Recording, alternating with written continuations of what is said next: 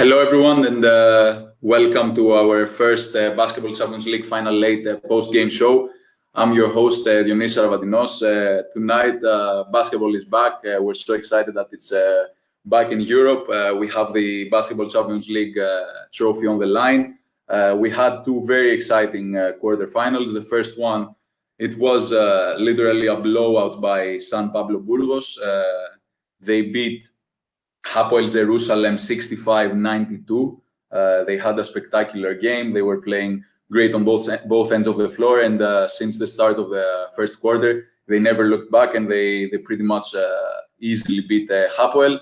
Hapoel was really disappointing performance from Hapoel. We'll talk later with Aral Weisberg from Walla from Israel.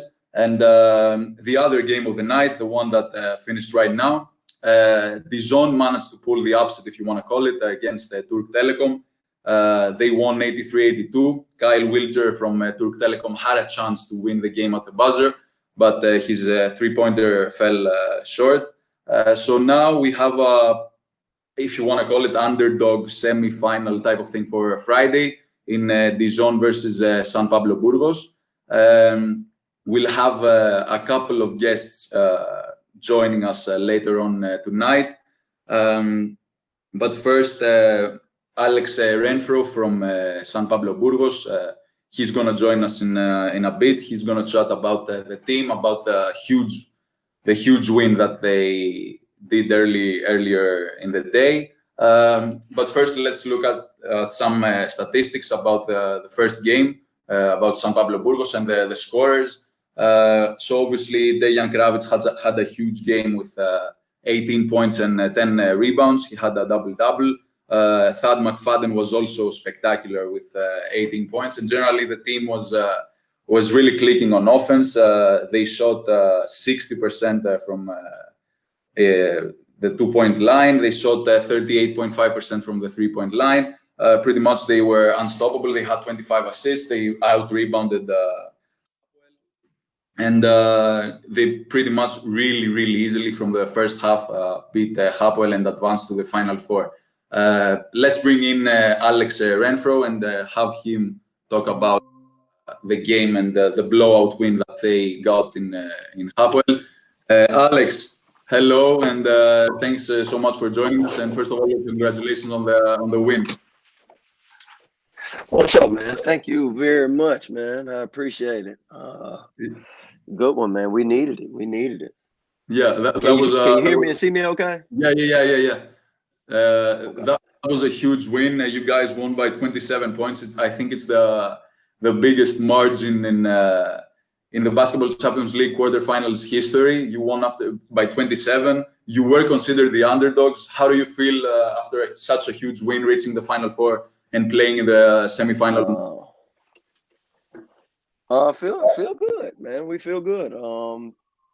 We came into the game confident, and like I said before, like all we had to do was fight and play our game, and we would see what happened. And it worked out today. So we're happy about it. But our mindset hasn't changed. We're still taking it day by day, game by game, and we're looking forward to the second game. Yeah. Did you celebrate with the guys after the win, or are you staying focused at the task at hand? What's your mentality heading into the semifinal? Because I see you pretty focused right now. I mean, I think you always have to celebrate the wins, but you have to keep it. You have to stay modest. You have to stay humble. you take your victories and you're happy about them, but you know that the goal in the end is to win more than one game. So, we're pretty focused on the next game. And if there is some time to celebrate, that won't be until game three, after game three. But Yeah. we're taking the game by game, like I said. That's the Mm-hmm. focus. Mm-hmm.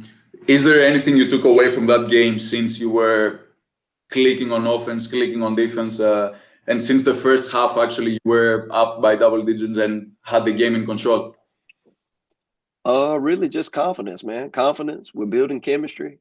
We're trying to get better every day.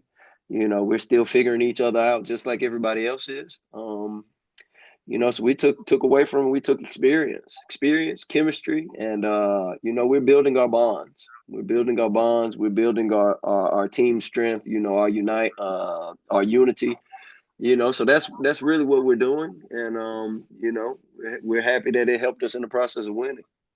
Mm-hmm. Did you? What's? Can you talk a little bit about Dejan Kravis and Thad McFadden in that game having a huge game and helping you guys at least offensively? Uh, I don't know anything about the statistics or what they look like. So I couldn't comment on that part, but I know Dejan played a great game. He was on the boards for us. He Yeah. scored a lot of baskets down low that we really needed. That were vital for us. Thad hit some very big shots. Very big shots that he hit. And if he's hitting shots like that, and Dejan's playing the way he's playing, I think we will be a very competitive team. Yeah. So those guys had great games, and we need everybody to have great games, and that's Mm-hmm. what we're trying to do. Mm-hmm. Yeah, to put that in context, Dejan actually had 18 points tonight, which was his best offensive performance in the Basketball Champions League competition, and that was also his second double-double of his career in the BCL competition. And I think that it couldn't have come in a better timing for you guys. Oh, absolutely. Great timing. Mm-hmm. Great timing. Next game will be even better, and after that, it'll be even better. So, we like the timing of it. We're happy with it. Like I said, we take our small victories and we stay focused on the next game. Mm-hmm. Did you watch the second final? What did you make of Dijon's huge win? Man, hey, competitive game, uh, back and forth. Dijon came away with it in the end. At the end of the game, they end up pulling out the win. And I think this is great basketball, man. It's supposed to be competitive like this. It went down to the last play, and Yeah. we see that they're fighting. They're very athletic. They're active on the boards. They're active. Period. They're very active. So that was my big takeaway from it. Hmm. What do you expect from them? Because you won the game by 27 points. They won the game pretty much at the buzzer because Kyle Wilder's shot didn't fall. What do you expect from that Friday game, that semifinal? I mean, I'm expecting the same thing as usual, man. It's gonna be a fight. These games now these games are kind of irrelevant going into Friday. They're good for confidence, but it's 0-0 again. You have a fresh start, and Yeah. you never know what's gonna happen. But I Hmm. expect them to approach it just like we are. Hmm. Ready to fight. Ready to play their game, and they're gonna see what happens like we do. Hmm. And then one last question before we let you go. Last time we spoke, you were quite fond of the idea of, let's say, being called the underdog. Seems like the semifinal will be a battle of the underdogs, given that, at least on paper, Dijon was also the underdog against Turk Telekom. What do you have to say about that, and how's your mentality going into that game?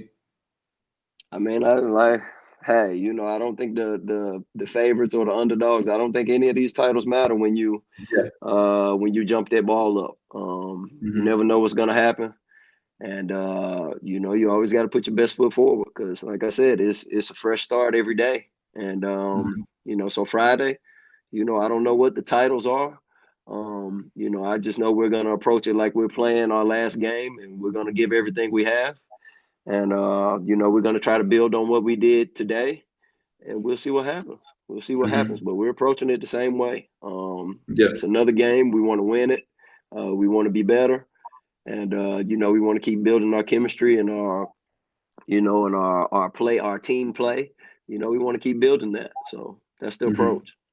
Yeah, it's going to be an exciting game for sure. Make sure everyone to stay tuned for Friday. Alex, thanks so much for joining us. Congrats again on the win, and have a great night. I appreciate it, man. Thanks for having me. See you soon, man. Yeah.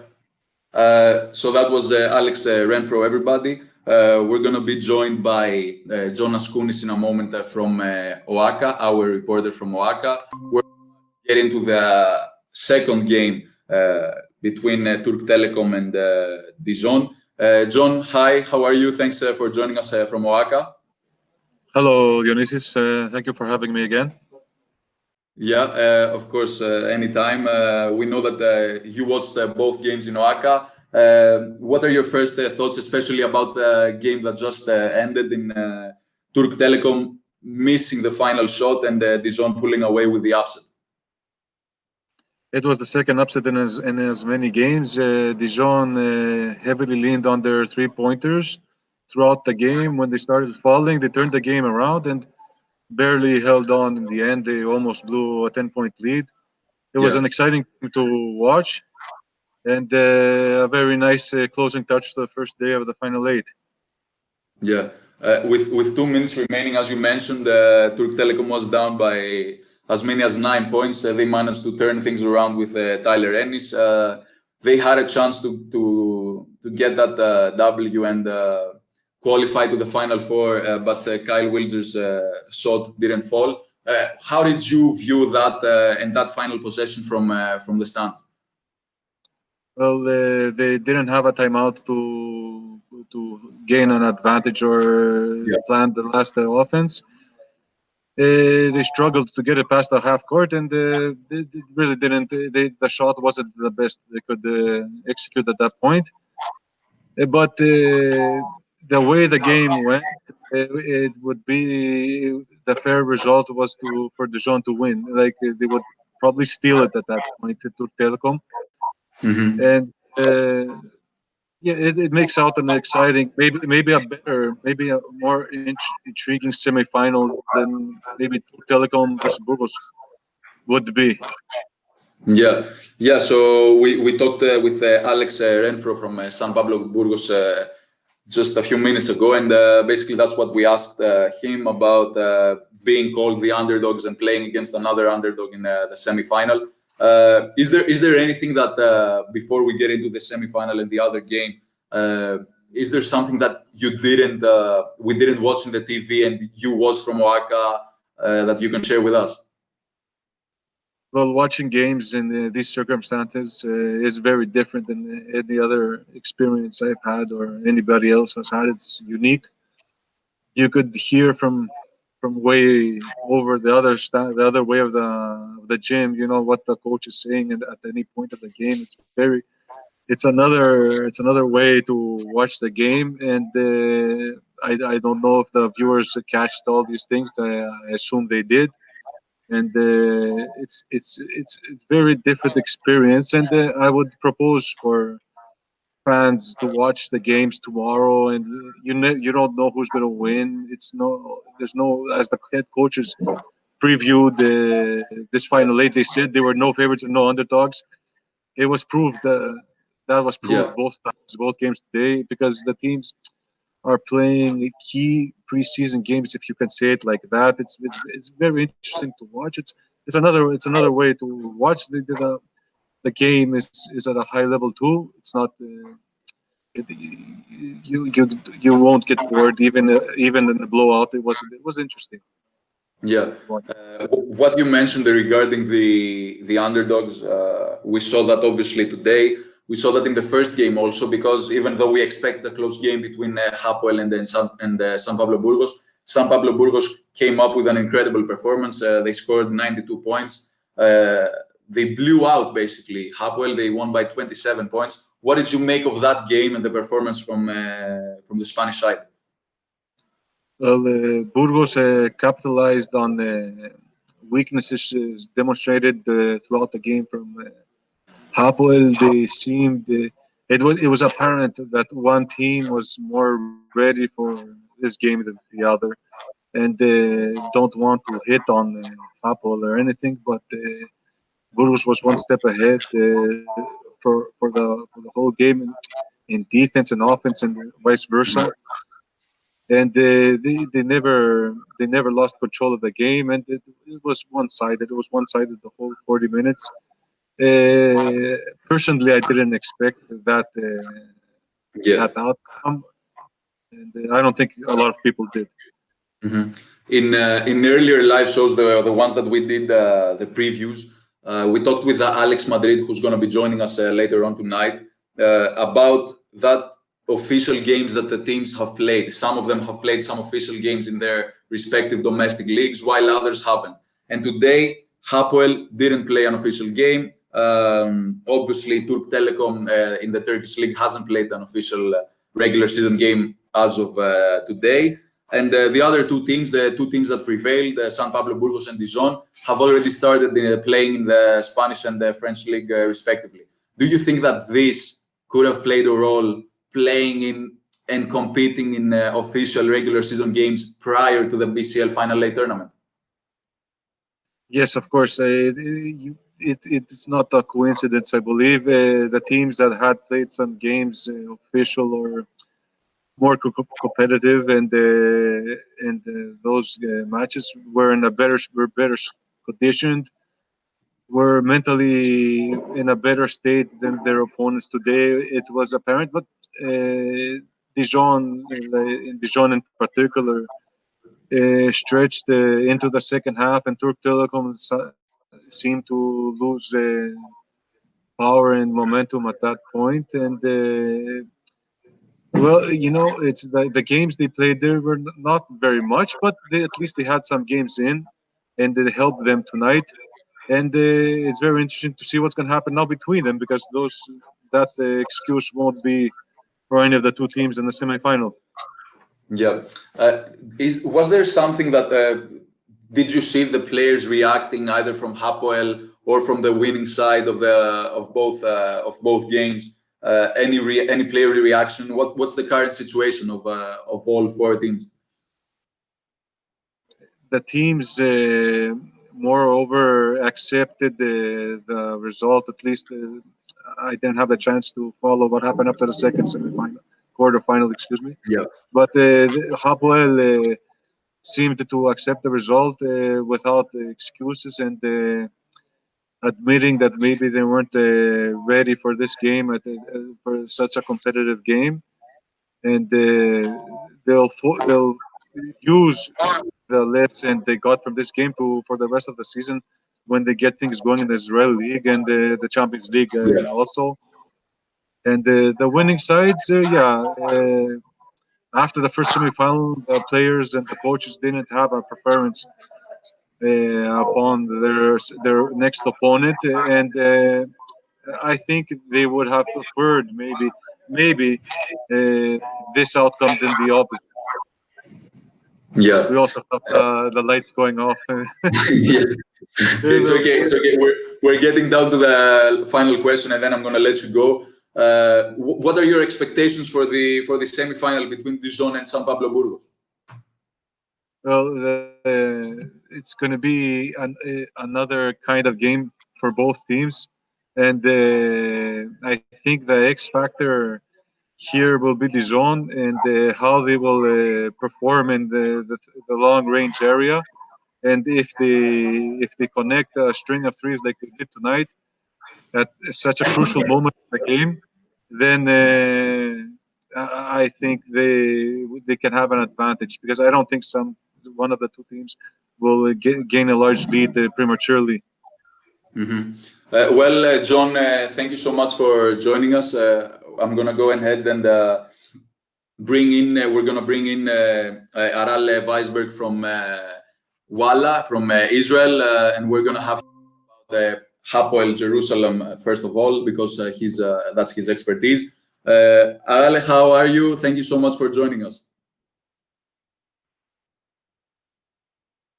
We can't really hear you. I think there is something wrong with your audio, but we'll solve the technical issues and try again. Before we bring in Aral once again, I'm gonna Aral, can you hear us now? Can you hear me now? Yeah. Thank you so much for joining us. How are you? I'm good. Kalispera. Kalispera.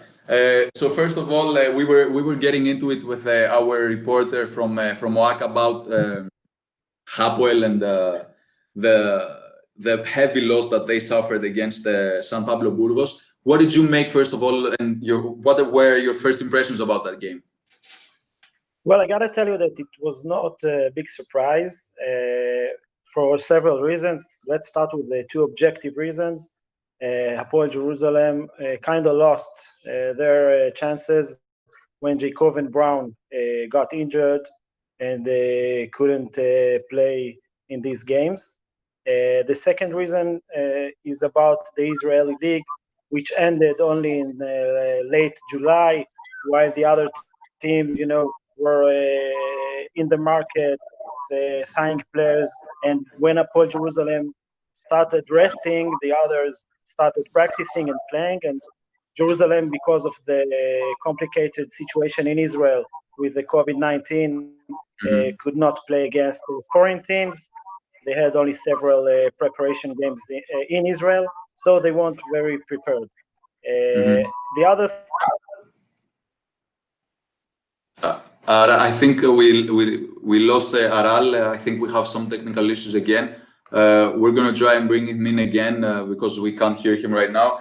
I think what Aral was actually saying was that Hapoel didn't had played any official games up to now, while San Pablo Burgos, as we mentioned earlier with Jonas Kunis as well, they had played in 3 or 4 Spanish League games and they were pretty much clicking already. We're gonna try and bring on Aral again in a little while, but first, let's look a little bit about some statistics from that game. Let's bring him in right now and see if he can hear us right now. Aral, we seem to have lost again. Now we can hear you better. Yeah, it's not a very good night for the Israelis in Athens, I guess.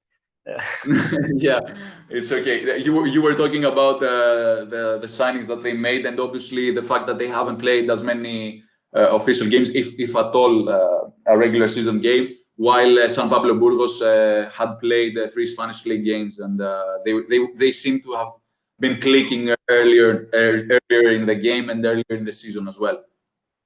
Yes, and there's one more thing that is very bothering for Jerusalem, because just a couple of months ago, they played in the Israeli Final Four, and the beginning of the game was pretty much the same. They played in the semi-final against Maccabi Rishon, and again, they were down by like 20 points. They couldn't perform. They didn't defend. They played very miserably in offense. And the same thing happened tonight also. And you know what? At that game, Jeremy Pargo, who was a late addition, tried to save them. The same happened with Nikos Papas tonight. So if we're looking to the future, the new Hapoel Jerusalem will be judged by their performance in the 2021 Champions League, and they have big potential. Malcolm Hill is going to be a very, very unique star in this team.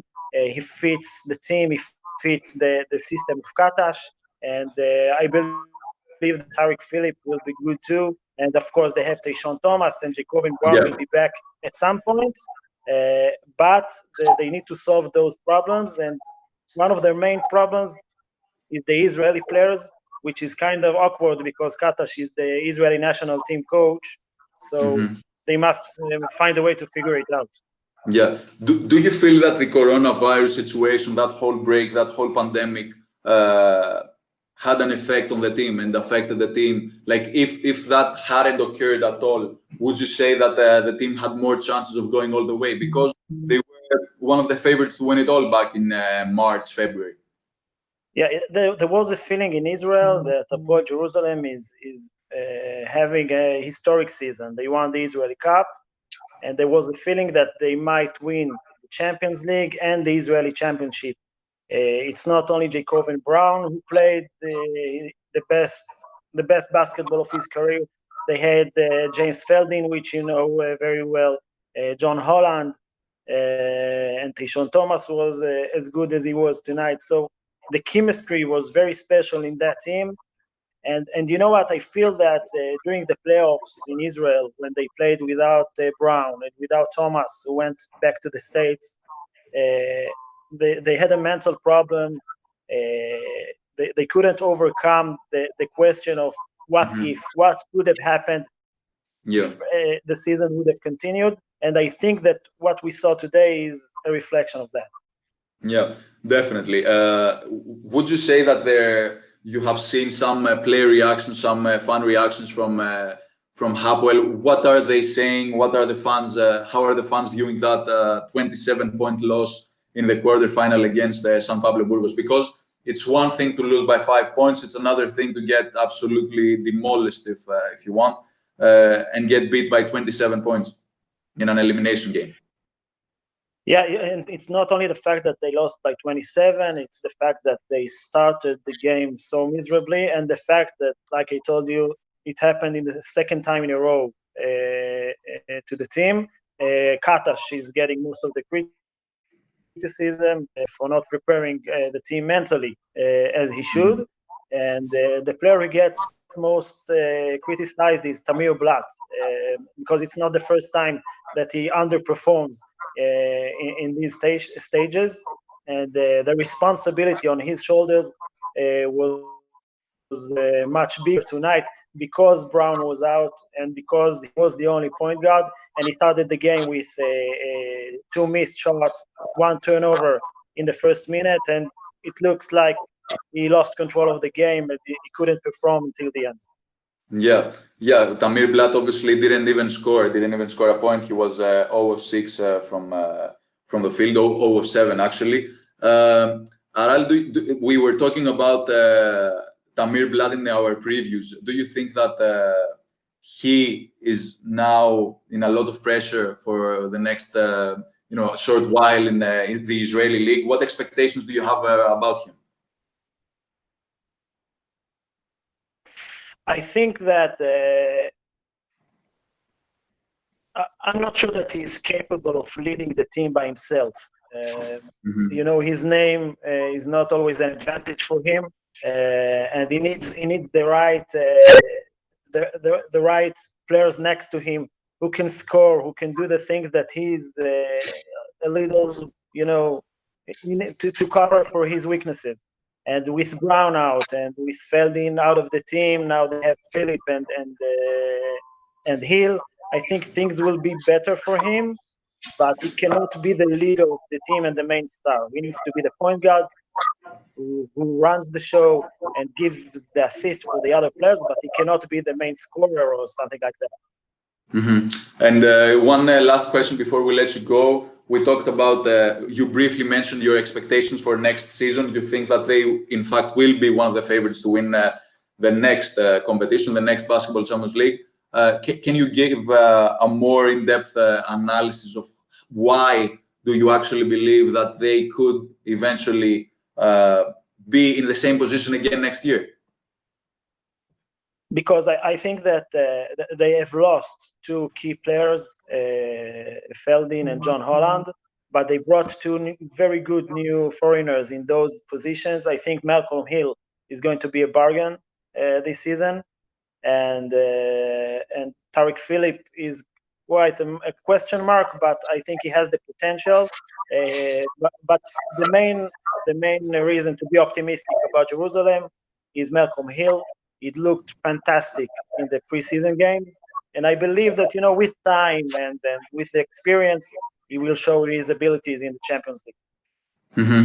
And another overtime question, because we obviously only talked about Hapoel. I want to know what's your take on the semi-final between Dijon and San Pablo Burgos, because it's going to be a pretty interesting one, a pretty competitive one in my opinion.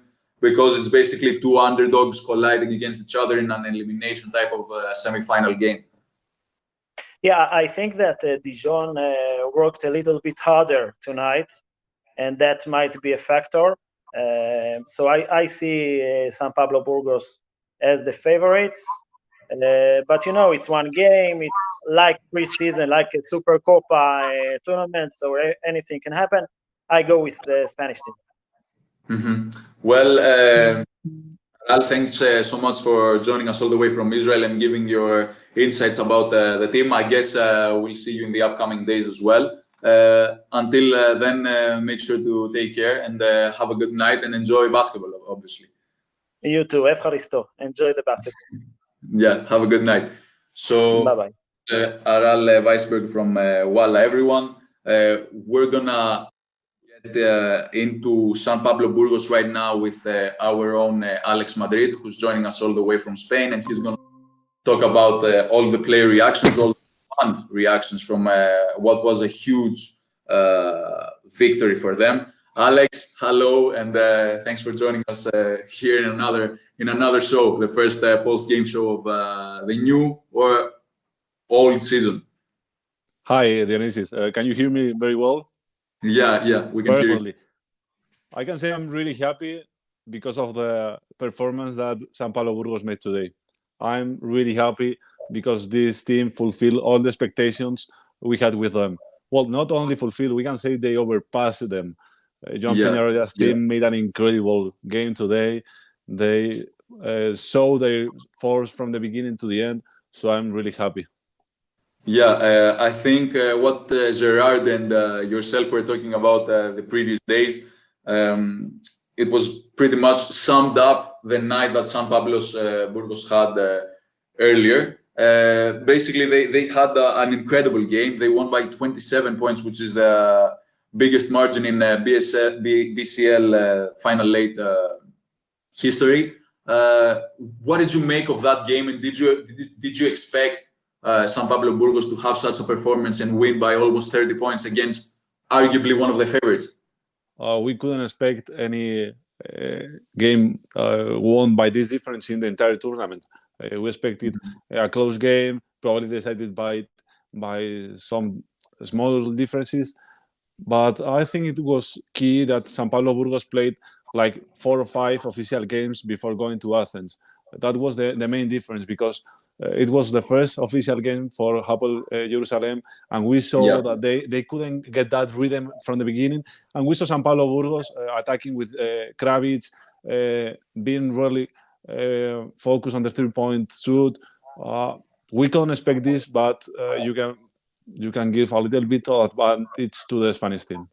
Yeah, we talked about that off air. We talked about that during the past week in our previews. We talked about that earlier in our show with Jonas Kunis and Aral Weisberg and Alex Renfroe, who also joined us. Alex, what were the fun reactions from the fans around the organization and in San Pablo Burgos? Well, I think it's a mix of thrill and also sad, because they wanted to join the team. The situation is very complicated. But I heard that they could have take 4 planes to Greece with all full of fans. So they were really excited about this tournament, and they are really happy now. They want that trophy. They want to finish in a good mode, first on Friday and then on Sunday. Yeah, it's going to be a pretty interesting semi-final, because also the other semi-final, the one that we talked about with Jonas Kunis from Oaxaca, was also really interesting, because Dijon managed to pull off the upset and beat Turk Telekom in a pretty close game, in a pretty different game. The one with San Pablo Burgos was a blowout. The other one was a really close game. In some ways, we can say that both were surprises, because we couldn't expect San Pablo winning by this margin. And obviously, I think Dijon was the underdog in the other quarterfinal. Yeah, my pick is already gone, so I got exposed, but it's all well. It's an elimination tournament. Anything can happen. We've been talking about that for the past few weeks in elimination tournaments, especially during the start of the season, which is unprecedented. Anything can happen. What were your thoughts and your reactions from that second quarterfinal? And then obviously we're going to get into your expectations about the semifinal on Friday. Well, I have to say that I didn't expect it. That because, well, first of all, Turk Telekom has a lot of talented players with NBA experience that really could be aiming for win this trophy. But that's also dangerous for San Pablo Burgos because they probably also expecting Turk Telekom. Now they have to face Dijon. They will be the favorites in this game. Yeah. And otherwise, they could be also the underdog in the semi-final. But now they have to lead. They have all the pressure on them. What are your expectations from that semi-final game? In my opinion, I think it's going to be a pretty close game, pretty close battle all game long, and it's going to come down to the final minutes of the game. What's your take on that? Well, of course, Dejan Karavic and Tak McFadden will be very important, but they also have to join some players like Vitor Benite. We saw today that Jordan Sacco gave a step up when Karavic was on the bench, but he's not the main man for that job. They need to involve other players, such as I said, Vitor Benite or Jaciel Rivero. Some of them have to step up, and if they do, probably San Pablo Burgos will be in the final next Sunday. Yeah, Alex, to your point, I think that it's pretty interesting because players such as Alex Renfroe, such as Vitor Benite, such as who else you mentioned? I forgot. Jaciel Rivero. Yeah, they didn't have a huge impact on that game, and still San Pablo Burgos won by 27 points. So I think if in fact they also have a huge impact on the game, and Dejan Karavic and Thad McFadden continue to have really helpful, continue to have really great games and be really helpful for their team, I think that they are the favorites and they will advance to the final. Especially if they make 3-point shoots like they did today, because we saw Xavi Rabaseda, we mentioned that McFadden, who made incredible one-leg 3-pointers. I don't know. We didn't expect probably this type of game. Maybe the expectations are now too high for them. But I think Joan Peñarroya can understand them, can say, okay, the job is not done. We have to wait. We have to see. And, well, Dijon won't be an easy game for them.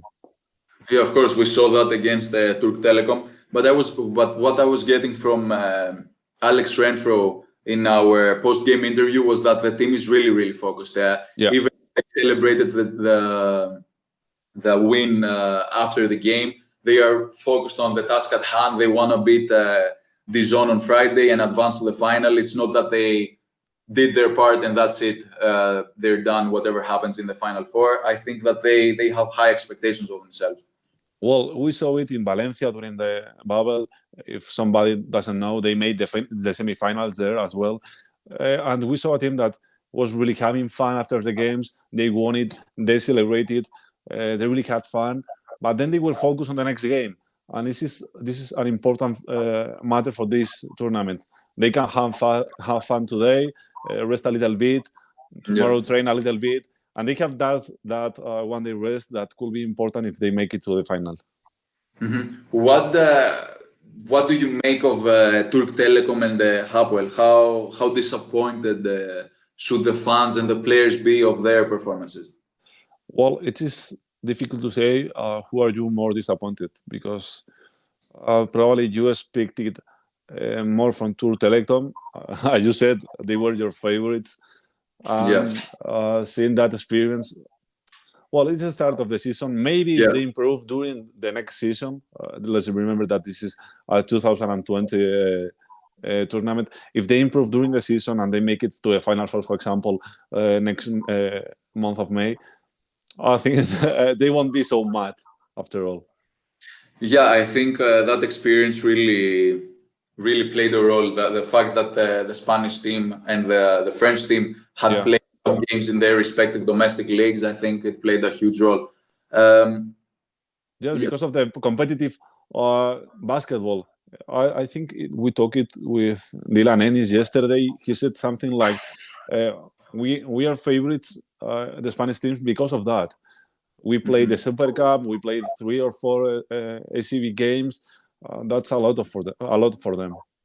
And Alex, before we let you go, I have some news right now from Oaka. Our Adonis Strogilakis talked with Sam Decker after the game, and Decker took some responsibility for the loss of Turk Telekom to Dijon. He said, and I quote, "We wanted to do our jobs, but we didn't get it done. It starts with me. As a professional, I have to hold myself to higher standards defensively and be focused, and there were times I wasn't." So that comes from Sam Decker, arguably the go-to guy of Turk Telekom. Do you feel that the expectations, what are the expectations actually right now from Turk Telekom in both their domestic league and the Basketball Champions League? Because as you mentioned, and as we mentioned in our preview that we did about them, they have a pretty packed roster, they have NBA experience, they have European experience, and really, really talented players.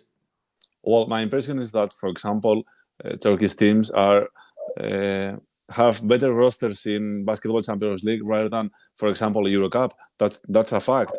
So we have to expect a lot from them. They can also be an important team probably in the Turkish league. Probably with Galatasaray, they will be fighting for the 3rd place. So the expectations will be high for them. This is something they can learn on and probably move on. But as you said, it's important to be a better and consistent team on defense. Also, it happened to Hapoel. They didn't defend at all during the game. Yeah. So that's probably a key in these sort of tournaments. You have to be focused also in defense, put your legs down, defend. If not, you have to go to the bench. And the coaches have to make an impact there. If your player isn't different, a good defender, put him out. That's all. Yeah. I think that in both games the situation was pretty similar, because we had the underdogs, we had the heavy favorites to win the whole thing, and I think that the expectations that you mentioned for Turk Telekom also apply to the expectations that the fans from Hapoel expect from Hapoel. Yeah, probably, and we will see tomorrow, because Ike isn't playing against with his fans in the stands, but they are probably the big team on this tournament. Also, Iberostar Tenerife, it has to be considered favorite just because they won the Champions League once. They also won the Intercontinental Cup twice. So it's both good for me to be considered as a contender, but also very dangerous, because you can see how underdogs can go all through and win this tournament. Yeah, and especially in elimination tournaments. Yeah. In the start of the season. So I think that it's a bit, it can go either way. Like the coach can say that it's only one game and we're gonna look forward to the rest of the season, the whole season ahead, while other coaches and other players and other media, fans, or whatever you want to say, they can say that we lost the chance to win a title. So I think what Sam Decker in our quote was saying is that we lost the title and we hold ourselves accountable for that. With that, Alex, I think we're gonna close the show right now. Tomorrow we'll be on after the second game of Saragossa against Tenerife. Earlier tomorrow, Ike is playing Nymburk in the 3rd quarterfinal, and then obviously Friday we have the semifinals. Alex, I don't know if you have anything else to add regarding the 2 games, regarding the semifinal, regarding tomorrow's games. I will just say that probably we deserved a playoff matchup with 3 games. It will be so great, but also this kind of tournament, a Final 8, is amazing. We have it with the Cubs in February, but now starting the season, a big title like this, playing the Giants 1-game elimination is huge. I'm having so much fun, and it will continue during all the week. Yeah, it's a pretty exciting tournament for sure, and especially right now at the start of the season, we don't know what's going to happen. All of our predictions, at least mine, got. We'll see about yours tomorrow, because Ike is playing Nymburk. Yes. At least from Spain, we can say that we will have 2 teams in semifinals, so that's huge for us. Yeah. That was it, everyone. Thank you so much for joining us in our first BCL Final 8 post-game show. We're going to be tomorrow during the same time after the second quarterfinal, as I mentioned. And yeah, until then, everybody stay safe, and we'll see you tomorrow. Have a good night. Bye. Thanks.